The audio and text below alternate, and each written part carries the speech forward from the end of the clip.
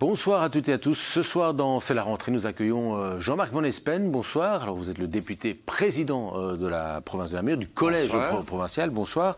L'événement majeur, évidemment, au niveau provincial se profile à l'horizon. C'est le 21 septembre, l'inauguration du Delta, l'ancienne maison de la culture. Ça va? Tout sera prêt pour le jour J?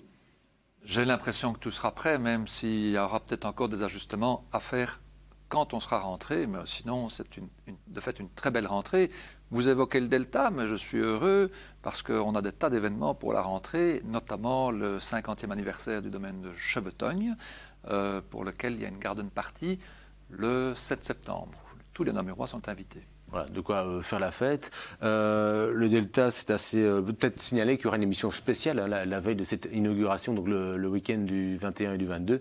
La veille, sur Canal 7, il y aura une émission spéciale où Daphné Bertrand accueillera des invités. Nous serons au cœur de ce temple culturel namurois. Le Delta, voilà, c'est un nom qui vous inspire ? Bien entendu, c'est toute une recherche qui a été menée avec les collaborateurs, avec le soutien de toute une série de personnes pour faire en sorte qu'on puisse marquer l'événement.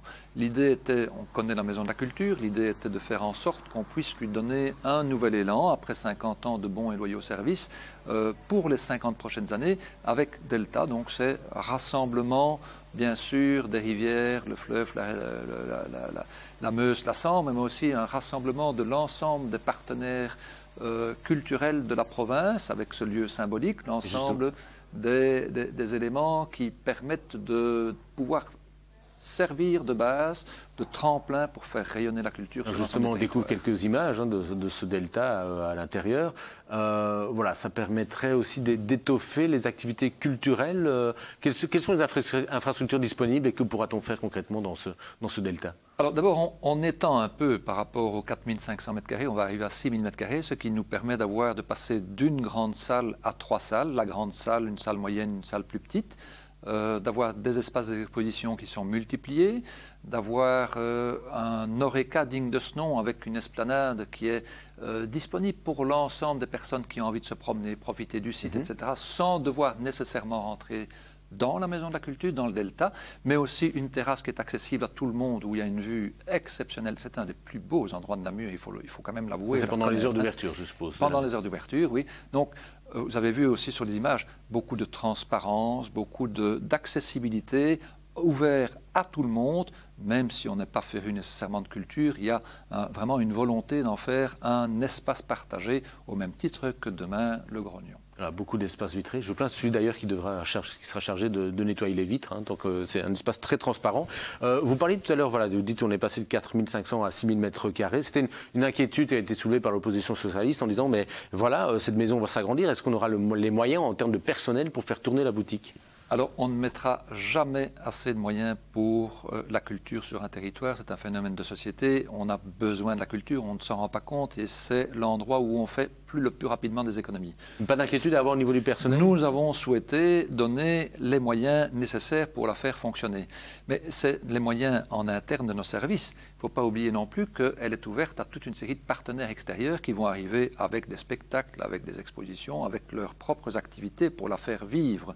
Et donc, on doit aussi pouvoir compter sur ces opérateurs extérieurs. Le Delta va concurrencer le Théâtre Royal au niveau de l'offre culturelle? De nouveau, dans la culture, c'est comme l'amour, ça peut se multiplier, se partager sans avoir un esprit de concurrence. Il y a de la place pour tout le monde.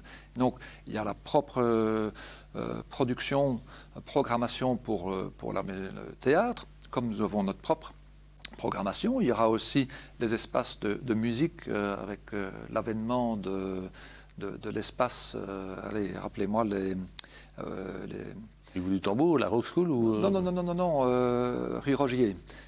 Enfin voilà. Ouais, Lilo, voilà. Oui, mais il y a vraiment de la complémentarité dans tous les acteurs culturels sur la place de Namur pour que chacun puisse trouver sa place et épanouir le public intéressé. Alors le Delta est terminé, par contre il y a un autre gros dossier provincial, c'est la maison administrative provinciale qui est en train d'être construite du côté de Salzine, près du campus provincial. Là aussi c'est un dossier qui avance, on va peut-être découvrir les images, un dossier qui se terminera pour quand en fait? Alors il est prévu qu'il se termine pour l'été prochain, donc fin juin, début juillet. de ce que j'ai entendu, il n'y a pas de retard pour l'instant, donc tout porte même de l'avance apparemment. Pardon ? Il y a même de l'avance apparemment. Il semblerait qu'il y ait de l'avance sur certains pans du chantier. Donc tout porte à croire que nous avons prévu de déménager soit à la fin de l'été 2020, soit durant l'automne. En tout cas, pour la fin de l'année 2020, nous aurons terminé le déménagement et nous serons tout à fait opérationnels sur le site de la maison administrative provinciale. Alors le projet coûtera environ 22 millions. On ne va pas faire tout le débat sur le prix avec l'opposition qui disait que c'est trop cher, surtout vu l'incertitude qui pèse sur l'institution provinciale. Mais ces 22 millions, vous espérez les éponger, entre guillemets, les compenser par la vente de bâtiments qui appartiennent à la province dans le cœur du centre-ville. Est-ce que vous avez déjà vendu des bâtiments et au prix espéré? Alors, il s'avère que le prochain Conseil provincial qui se tient ce vendredi aura notamment comme dossier le processus de vente qui nous permettra d'avoir un processus pour commencer à vendre. Étant donné qu'on a beaucoup de biens qui sont très différents, des appartements, des maisons de maître, des grands espaces à caractère plus administratif, on ne va pas tout mettre sur le marché en même temps, on passera probablement dans du gré à gré, donc au fur et à mesure, pour essayer de faire en sorte que un maximum de nos bâtiments puissent être vendus ou en tout cas affectés pour aussi dans le courant de l'année qui vient. Ce qui permettra de financer une grosse partie des travaux. Pour le reste, nous louons un bâtiment, donc là aussi, c'est le fait de ne plus devoir l'occuper, on fera une économie. Et il y a déjà des décisions qui sont prises et qui entraînent des économies de fonctionnement, étant donné que nous avons notamment beaucoup moins d'espace qu'actuellement. Ça permettra de couvrir, et ça a été prouvé, et j'y tiens personnellement, faire en sorte que ce bâtiment n'entraîne pas des coûts supplémentaires pour le fonctionnement de l'institution. Vous dites que ces 22 millions dus à la nouveauté de la construction de ce bâtiment sera au fait effacé par la vente des bâtiments? Totalement couvert par la vente des bâtiments et par les économies qu'on va faire, de ne plus payer de loyer et de fonctionnement. Alors vous espérez que ces bâtiments qui sont dans le centre-ville, qui appartiennent à la province, passent d'une institution publique à une autre? Il y a des fois une primauté, des fois les institutions publiques ont une priorité par rapport aux investisseurs privés. L'idée, c'est qu'on fasse une grande publicité pour attirer le plus de monde possible et je vous dis, les bâtiments sont très différents. Une maison de maître ne convient pas nécessairement pour une institution publique, notamment en termes de sécurité. C'est ce que nous vivons. Des appartements peuvent être mis dans le privé. Par contre, l'avenue Rena Street ou la chaussée de Charleroi, ce sont des grands bâtiments à caractère administratif qui peuvent être soit pour le public, soit pour une utilisation professionnelle privée. Alors une grande critique de ce projet, c'est aussi la mobilité au cœur de Salzine. Les riverains craignent que ça va créer des embouteillages.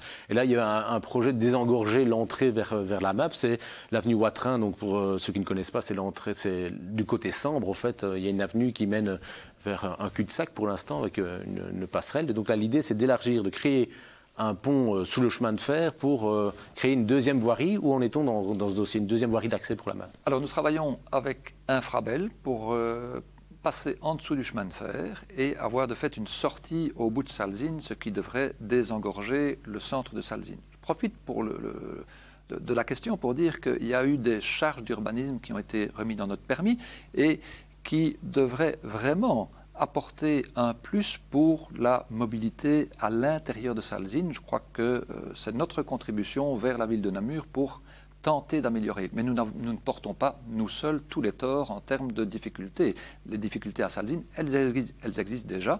Et donc, les réponses que nous pouvons apporter devront améliorer la situation pour l'ensemble des Salzinois. Alors, ça va être aussi la rentrée politique. Enfin, il y a bientôt celle du Parlement qui se profile. Toujours pas de gouvernement au niveau wallon. Alors, on sait que la dernière équipe, la majorité MR-CDH, certains présidents d'ailleurs de ces partis étaient sortis du bois en disant qu'il fallait supprimer cette province. Dans la déclaration de politique générale, on parlait plutôt de réforme.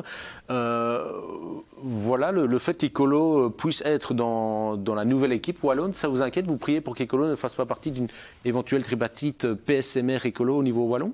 Alors, je ne prie certainement pas pour ça. Oui. Rappelons qu'Ecolo est un fervent, farouche attaquant, je veux dire, de l'institution provinciale. Et depuis longtemps.